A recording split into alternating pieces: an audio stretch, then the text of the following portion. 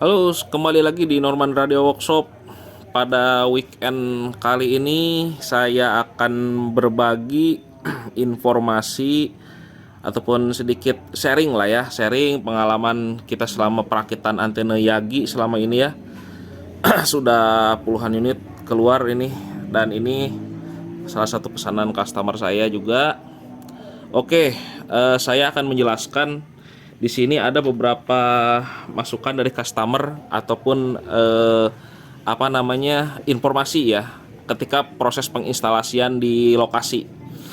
Oke, saya jelaskan lagi. Mungkin ada beberapa senior yang sudah mengetahui ya tata cara untuk pemasangan kabel koaksial ataupun penempatan antena ya.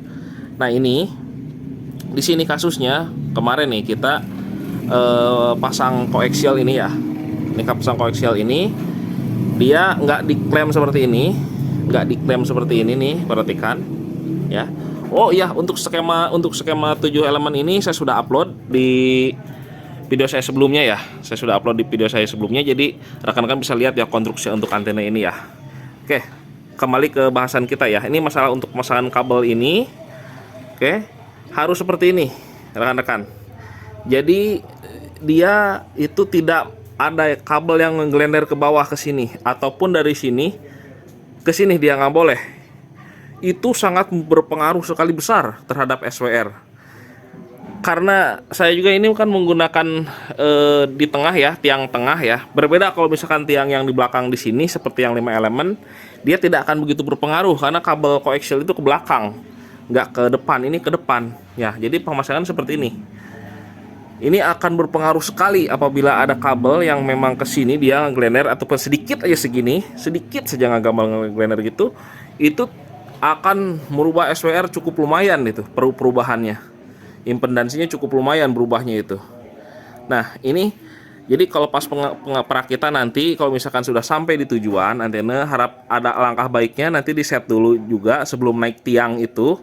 Jadi dipastikan, karena kan nanti pengiriman tidak tahu ya kalau pengiriman antena itu seperti apa pas di perjalanan itu. Karena saya sudah patenkan nanti di sini untuk di Gamma ini tidak akan saya bongkar karena ini settingan terakhir yang saya dapatkan result terbaik sesuai dengan permintaan ya. Ini permintaannya 141 sampai 143. Permintaannya 141 MHz sampai 143 MHz. Oke, jadi untuk pada dasarnya antena Yagi itu bukan yang kita tidak bisa dibuka lebar, tapi terlalu lebar itu juga tidak terlalu baik kalau untuk antena itu. Banyak faktor, dan mungkin rekan-rekan adalah sebagian yang sudah master lah di antena ya. Kalau kita sama-sama belajar lah, kita sama-sama kumpas tuntas bagaimana sih kalau misalkan antena bandwidthnya sempit, antena bandwidthnya terlalu lebar, itu akan berpengaruh, tentu akan berpengaruh. Pertama, pengaruhnya terhadap receiver. Nah, kedua yang transmitnya juga. Memang di SWR itu bagus SWR-nya.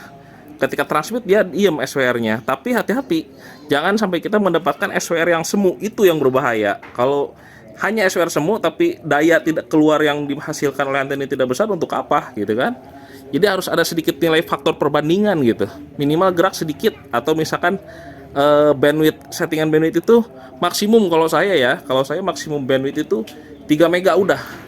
Kalau 3 mega, lewat dari 3 mega saya nggak berani open karena itu dia akan mengurangi performa. Saya pernah buktikan itu, dan hasilnya betul, itu mengurangi performa pancaran dan juga receiver. Yang paling terbaik itu resultnya di 2 sampai 3 lah maksimum. 2 sampai 3 mega untuk bandwidthnya itu. Lebih bagus juga ada yang dibikin 1 mega, itu lebih mantap lagi biasanya untuk track gitu. Kalau untuk yang dibukanya sangat sempit, misalkan 1 mega lah ranknya gitu ya. Oke, seperti ini pemasangan kabelnya rekan-rekan. Ini sekedar berbagi sharing aja, ini untuk pengukuran ya. Dan apabila biasanya ya antena ketika di bawah seperti ini kan sekitar 1,5 meter ya, 1,5 meter, ini sampai 2 meter ini tiang ini. Ketika di setting di atas itu akan ada sedikit perbedaan. Jadi nanti kalau misalkan sudah sampai, itu alangkah baiknya dicek dulu, dites dulu. Biasanya ada sedikit perubahan sih, pasti ada sedikit perubahan. Karena kan ini kita nanti bongkar, semua kita bongkar. Nah, nanti kalau yang ini saja yang sudah dipatenkan ini udah pas impedansinya di sini.